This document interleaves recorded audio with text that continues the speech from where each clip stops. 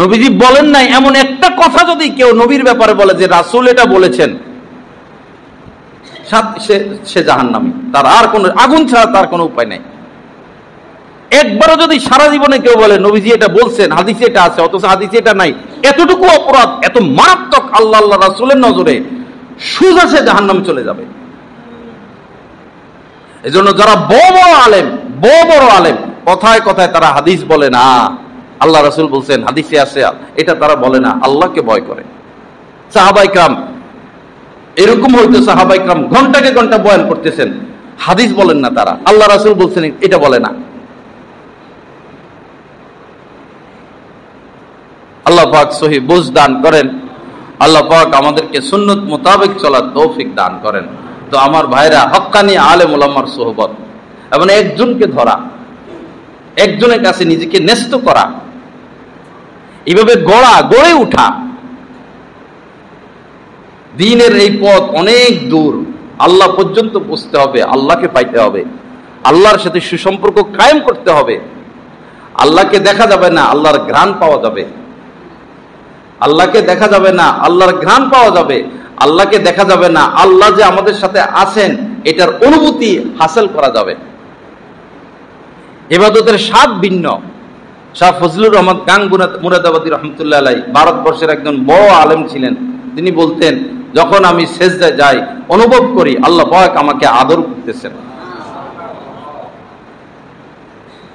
আমরা তো নামাজে দাঁড়াইলে ওয়ালাইকুমুস সালাম পর্যন্ত, চাকরিওয়ালা চাকরি, ব্যবসাওয়ালা ব্যবসা, দোকানওয়ালা দোকান, এই ফাঁকে যে কত কিছু হয়েছে আল্লাহর বান্দার কোনো খবর নাই।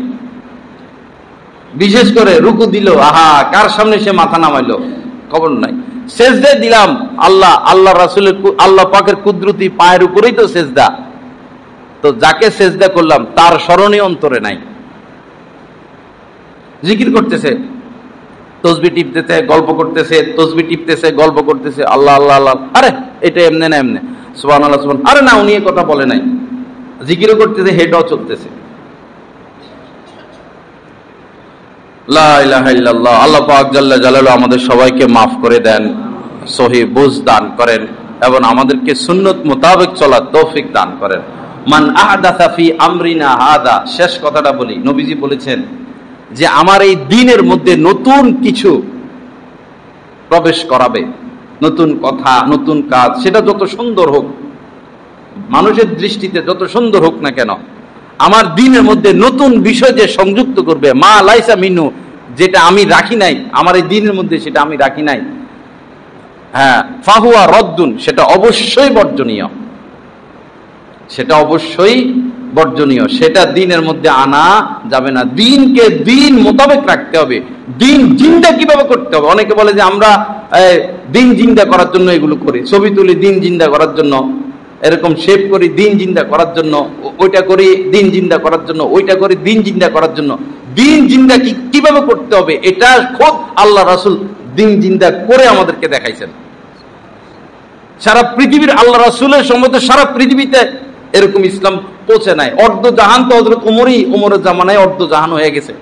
শাসনই ছিল মুসলমানদের অর্ধ জাহানের উপরে। কিভাবে শাসন করতে হবে, দ্বীন কিভাবে চিন্তা করতে হবে, সাহাবায়ে কেরাম দেখাইয়া গেছেন।